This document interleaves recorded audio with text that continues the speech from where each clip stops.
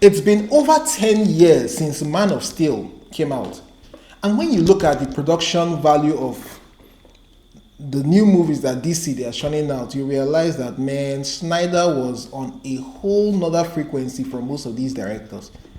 Like, that is literally one of the best movies for me, best superhero movies ever made. I mean, Man of Steel was great. And then we had Dawn of Justice. Dawn of Justice, in terms of storyline, was a very interesting movie. Very great. The issues I had with Dawn of Justice was just the fight choreography between Superman and the Dark Knight. I felt they could have done that better. But other than that, the rest of the movie was great. I mean, the introduction of Wonder Woman, Batman's fight against the 24 hostiles, that was epic. Then the fight with Doomsday, that was crazy epic. Superman would have found a better way to do it although then you have to consider that he didn't really know who Wonder Woman was. And he hadn't really worked well with Batman. I mean, they literally just fought each other. If they have had time to work together in the past, maybe they would have found a better way to be able to take down Doomsday without Superman having to pay the ultimate sacrifice. And then we now have Justice League. Oh man, Justice League. Not the Whedon Justice League, not the Josh Whedon version. That one is terrible. I'm talking about the Zack Snyder's Justice League. Now that movie was epic, man.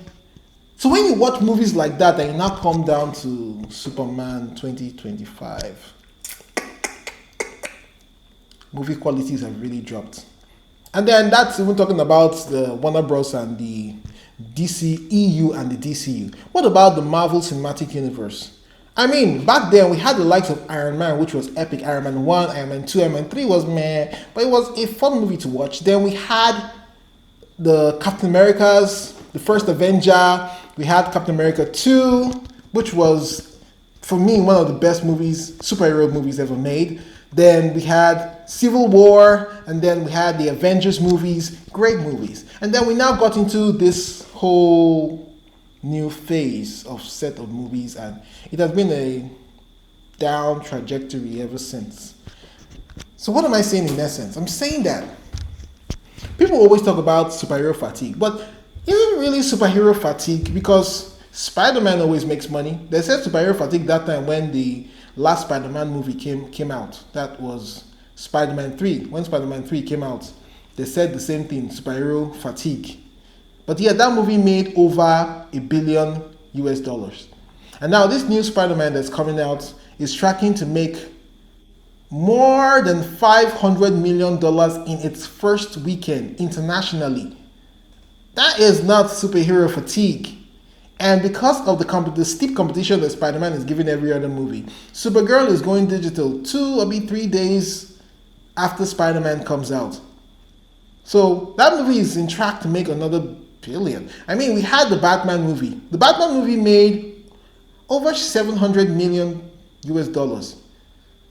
Yeah, that movie is about 4 years old. They've been talking about part 2. They haven't done anything about that yet. But then again, the point is, there is no superhero fatigue. There is bad movie fatigue, but not superhero fatigue. Because there are other movies that are not superhero movies that still flop. Big budget movies that still flop. Like, oh God, I haven't even watched that movie. That's Joker Part 2. That Joker Part 2, the whatever the title is, the singing one. Heavy flop. Like looking at this year, 2026. The Supergirl movie. I mean, you did a Superman movie which made decent money, and then you now jumped over to do a Superman copycat movie with Supergirl. I mean, this is literally filled with so many characters, and yet you decide to do a second movie in your DCU slate with a character that looks and has almost the same powers as the first movie you did. I mean, that just doesn't make much sense to me. And then you've been talking about Batman, and we've been waiting for a cast for Batman for how many years now? You haven't done a cast yet. And then Wonder Woman is there. There's The Flash, which bombed terribly. I mean, that movie the CGI was a mess. Everything about the movie was a mess. Well, let's wait and see how Spider-Man does.